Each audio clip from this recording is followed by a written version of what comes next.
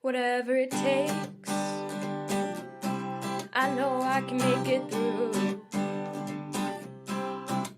A Degrassi podcast with Kelsey and Holland too. I know I can make it through. Hi, and welcome to Whatever It Takes, a podcast about Degrassi, the Next Generation. I'm Kelsey. And I'm Holland, and today we're going to be talking about Season 10, Episodes 7 and 8, Better Off Alone. And Kelsey, will you please read us the Degrassi Wiki summaries?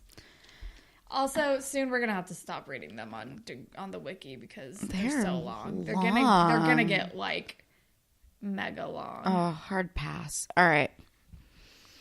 Part 1. Sorry. I'm struggle busing today, you guys. It's been rough. Just watch my Instagram story. Came out on my friend Hannah's 18th birthday. Oh, shout out to Hannah. She doesn't listen to this, but that's okay. I know Hannah. What is she? Hannah Banana Slug on Instagram? Yeah. Shouts out. Yeah. I'm plugging Hannah. All right. Her name's spelled weird, though. Yeah. Well, I don't want to spell it out. It's got like a random E. Whatever. Instagram's probably private anyway. Nobody follow her. Please don't be creepy.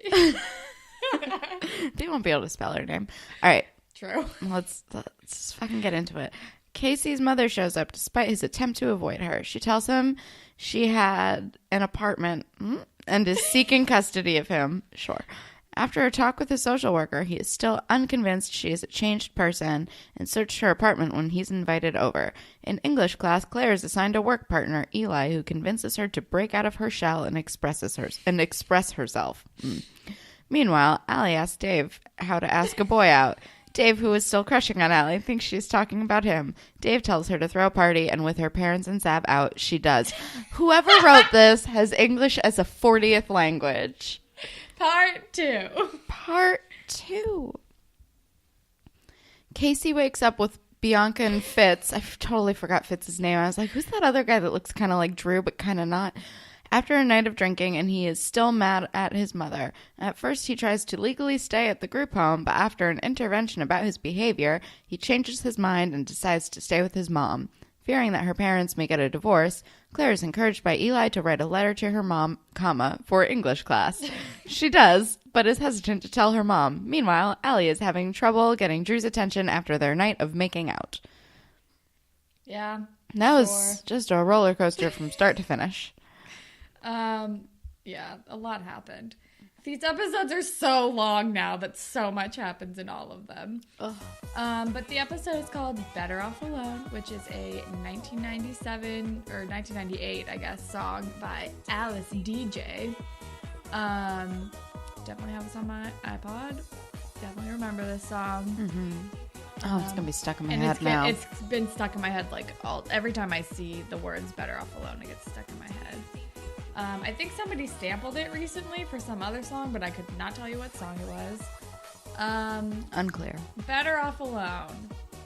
I feel like nobody wants to be alone. Or I think Casey is like, I'm better off without you. I don't need you. Fuck you. I do what I want. But that's about it. I think that's the only way it really fits. Yeah, because otherwise, Alli decidedly does not want to be alone. Alli never wants to be alone. Alli's incapable of wanting to be alone. And Claire, doesn't want her parents to be alone. So, yeah, I don't know. It only works for Casey. She definitely doesn't want to be alone in this English partnership. God damn. Boo. This is just a fan fiction. Anyway. It's the tropiest thing. Maybe one of the tropiest things Degrassi has ever done. I've definitely written this fan fiction before. But it was definitely about Harry Potter, and I was probably 14. But it was it not like a far. self-insert? You're a Slytherin, and Draco Malfoy is no. courting you? No. I did not do that. I did one of those one time when I was 12. Who were the stars of your Harry Potter fan fiction? Usually it was a Draco Malfoy, Ginny Weasley, star-crossed lovers situation. Interesting choice. That was always my choice. And then at one point I switched over from liking that and I got really into Remus Lupin and Sirius Black.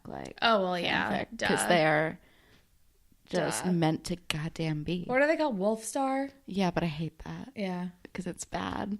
But It's great. It's just so good. Well, what else would it be? Like Lupius? I don't know. I like Syrian? Syrian's great. Or Remius? Remius? I don't like the mishmash names. Yeah, the portmanteaus. It bums me out. Like EClare? Ugh. Let's get into it. Okay, anyway. Let's get into it. So the episode starts off, we're like really leaning into the football again.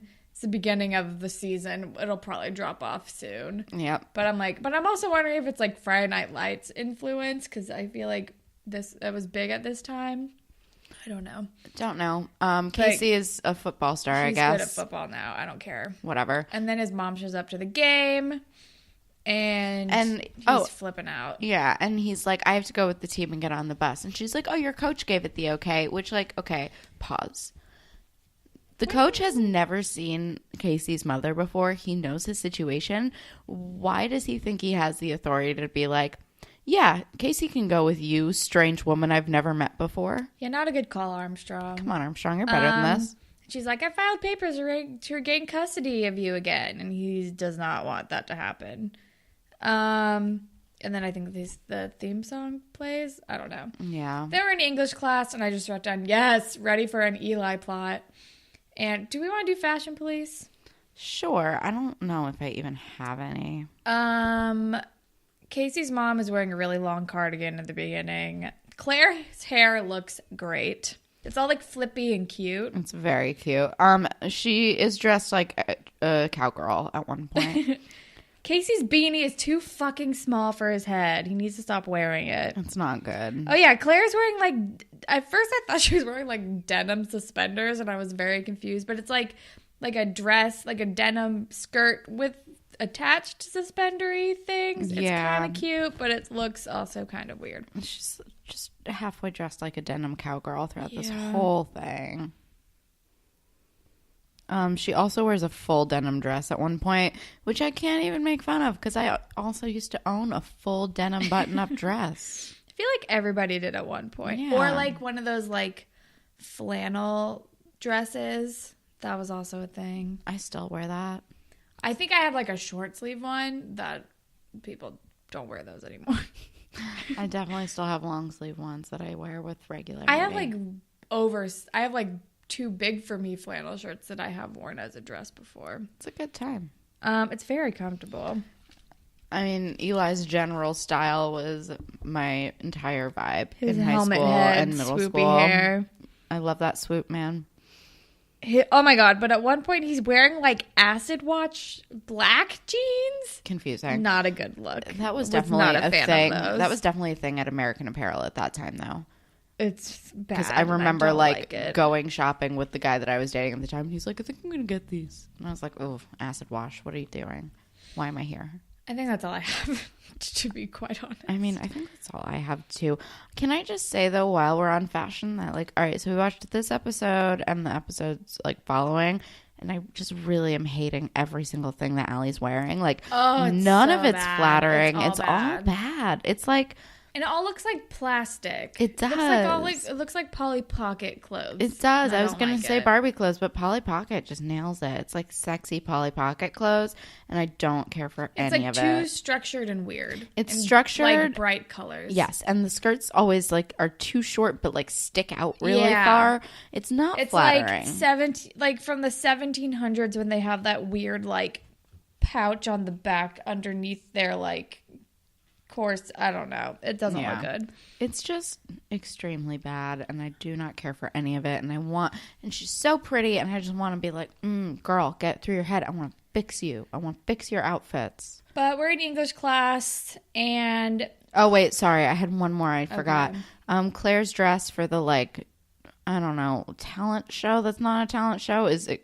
Not good. Showcase or whatever. Yeah, it is not good. And do not also, remember it. Jenna at one point is wearing like a fringe vest because she's really just flip flopping around this like bohemian vibe and not succeeding. It's like she's like bohemian country. It's bad. I don't know. At least she's not wearing that headband anymore. Oh, thank God. But we're in English, And Claire got a C, and she's shocked, and like talks about it openly in front of the class with the teacher, which I'm confused about. I was like, "What are you doing? Why are you?" First of all, announcing your grade and fighting with the teacher in front of everyone. Like, wait until also, class this is teacher over, is girl. not Queen Kwan. She is not Queen Kwan. I miss Queen Kwan. This is like the art teacher. She seems like the art teacher. She has like similar vibes, but she's a different maybe person. she's like specifically a creative writing teacher. Maybe that's why Queen Kwan isn't here. I don't know. I'm confused. I miss Queen Kwan. And she's like, you can't hide behind vampire fan fiction forever. Like, you didn't follow the rules of the assignment. You like didn't put, she's very much like the art teacher. She's like, you didn't put yourself in it, even though you did like technically well or something. And then Claire's like, but I like used good sentence structure, which like whatever. Yeah. But also I was just like, this is Holly J in art class all over again. Yeah. And then the teacher's like, why don't you? Well, now you have a writing partner. Guess who it is? It's Eli. You can be like Sylvia Plath and Ted Hughes. And she's like, Sylvia Plath fucking killed herself. What? This is a bad analogy. Truly. But she's like, I think she says something about them being like, looks like it's going to be a great match or great pair or whatever. Yeah. And I'm like, okay, foreshadowing. And I'm also like, does anybody else in the class have to have a writing partner? I'm confused by this. I don't know. This is so strange. It's just so strange. And then she's like walking out of class with Alli, and she's like complaining about Eli. And Alli just goes, I get it, Claire. You're in love with Eli. Anyway, can we talk about me? Because Allie's the best. Because Alli is lusting after Drew, and that's the most important thing right now. Which is just such a bad choice. And Claire's like, just talk to him. And Allie's like, no. So Claire like pushes her into him. It's amazing. Like Claire has gotten so ballsy. Can I just say, like, I'm living for Claire's. She's always been kind of ballsy. Kinda, yeah. But now she like has this whole like. She's more confident now. She's like rebranded herself, and I'm living for it. I'm very proud of Claire. And then she's like runs into Drew, and she's like, I'm so sorry, blah, blah, blah. Maybe she's like, your game was great. I don't remember what she says, but I just know he calls her Sav's little sister. And he she's does. like, huh? And then that's the end of that. Yeah. And then we're with Casey and Jenna. And Jenna's like, why don't you want to live with your mom? She's your mom. Blah. She does not get it at all. Doesn't get it. And he's being all moody about it, and that's kind of that's like basically all that happens. I don't care. Moving on from Casey Claire's and Jenna. dad is an asshole. Oh my god, he's such a dick. He like comes home. I don't remember what he says, but he and Claire's parents are fighting, and Claire's mom has like a thing, like a charity thing to go to. Yeah, like through the church, and she's dressed all pretty. She looks great, by the way. And Claire's like, oh, you look so pretty. And she's like, oh, I hope your dad thinks so. And he's like, whatever. And then like leaves, and he's like, I have to go to work at like 8:00 at night. Sure.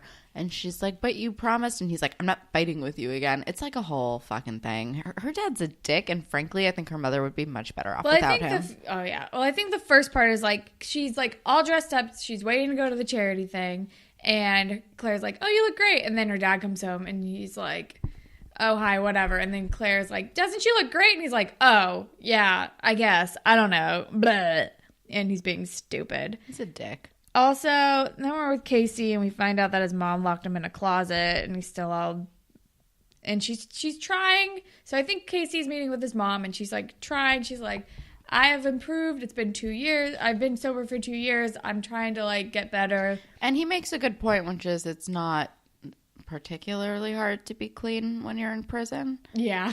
Also, can we just talk about how this room that they're meeting in is literally the darkest room on the planet? They walk in, there's like none of the lights are on. It has like weird film noir like blind shadows. It's just a whole thing. It's very confusing. It's a weird choice.